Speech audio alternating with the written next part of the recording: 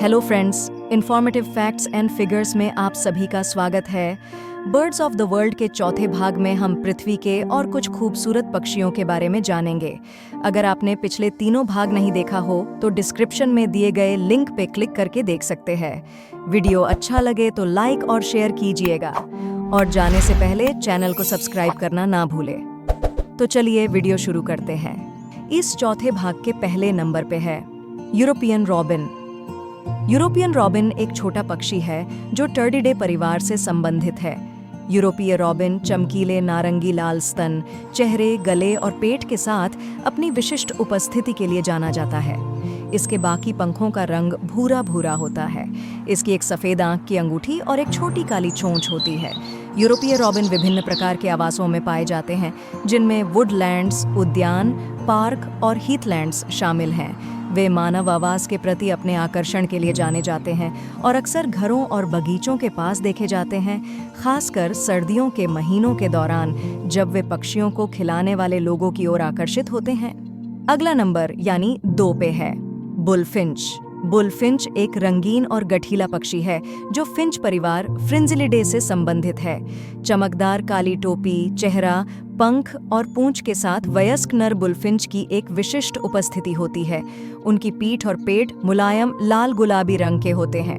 दूसरी ओर वयस्क मादाएं अधिक शांत दिखती हैं। उनकी टोपी भूरे भूरे रंग की होती है और उनके निचले हिस्से पर कम जीवंत गुलाबी या आढ़ू रंग होता है। बुलफिंच मुख्य रूप से बीज, कलियां और फल खाते हैं। बुलफिंच का प्रजनन काल आमतौर पर वसंत के अंत में शुरू होता है। वे टहनियों, काई और लाइकेन से बने कप के आकार के घोंसले बनाते हैं, जो आमतौर पर झाड़ियों या छोटे पेड़ों में स्थित होते हैं। नंबर 3 पे है टॉकेन। टॉकेन पक्षियों का एक परिवार है जो अपनी विशिष्ट और रंगीन उपस्थिति के लिए जाना जाता है, जिसकी विशेषता उनके बड़े चमकीले रंग के बिल हैं। वे रामफास्टिडे परिवार से संबंधित हैं और टॉकेन की लगभग 40 विभिन्न प्रजातियां हैं। चोंच और आकार विभिन्न प्रजातियों में भिन्न हो सकता है।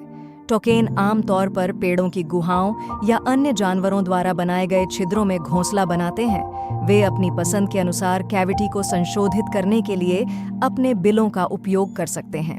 नंबर 4 पे शामिल है ब्लू जाय। ब्लू जाय कौवा परिवार से संबंधित एक रंगीन और बुद्धिमान पक्षी है। ब्लू जायस को उनके आकर्षक नीले, काले और सफेद पंखों के कारण आसानी से पहचाना जा सकता है।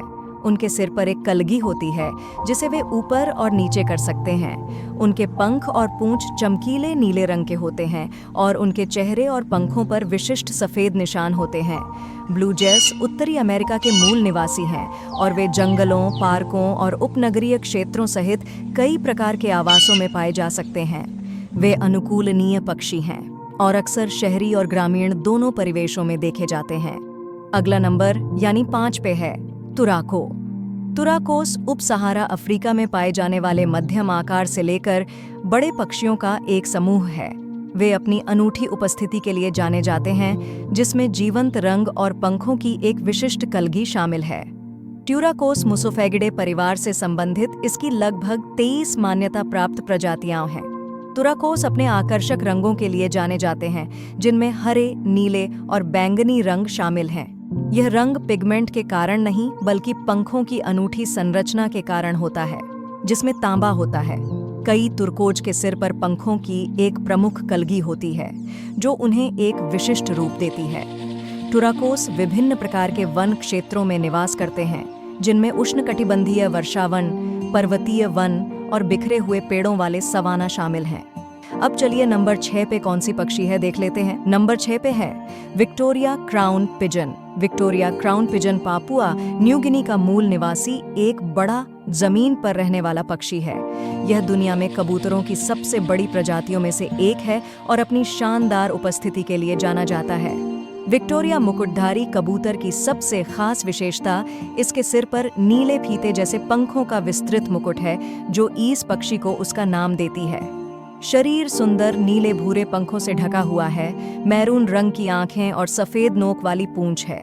वे आमतौर पर शांत और शांतिपूर्ण पक्षी हैं जो अपना अधिकांश समय जंगल की जमीन पर भोजन खोजने में बिताते हैं। उनके ऊष्मायन अवधि अपेक्षाकृत लंबी होती है, जो लगभग 28 दिनों तक चलती है। अंडे सेने के बाद चूजे की देखभाल माता पिता दोनों करते हैं। नंबर 7 पे शामिल है क्यूरासो।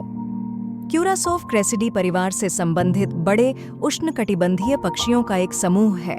वे अपनी आकर्षक उपस्थिति के लिए जाने जाते हैं, जिनमें जीवंत पंख, विशिष्ट शिखाएं और कुछ प्रजातियों में चेहरे के आभूषण शामिल हैं।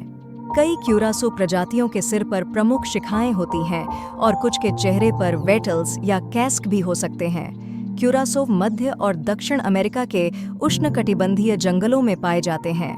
नंबर 8 पे है शेलडक। शेलडक बड़े, अक्सर रंगीन जलपक्षियों का एक समूह है जो एनाटिडे परिवार से संबंधित हैं। वे बत्तख और गीज दोनों के साथ विशेषताएं साझा करते हैं और टेडोर्निने उपपरिवार का हिस्सा हैं। उनके पास अक्सर एक मोटा शरीर, अपेक्षाकृत लंबी गर्दन और उनकी चोंच के आधार पर एक विशिष्ट घुंडी या घुंडी जैसा उभार होता है।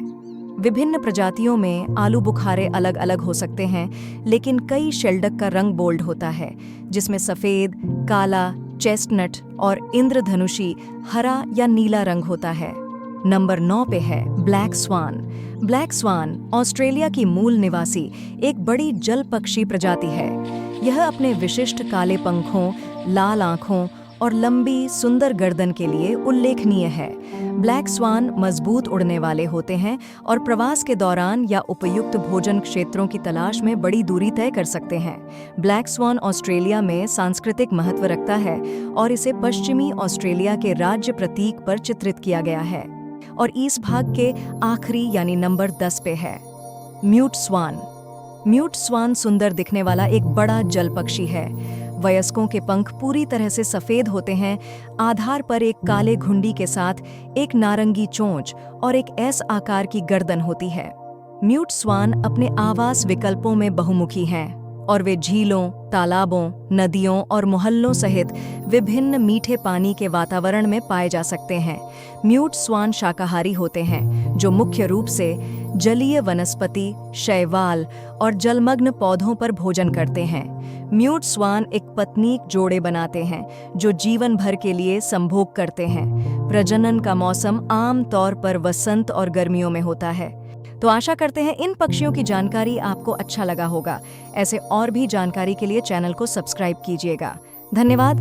मिलते हैं बर्ड्स ऑफ द वर्ल्ड के अगले भाग में।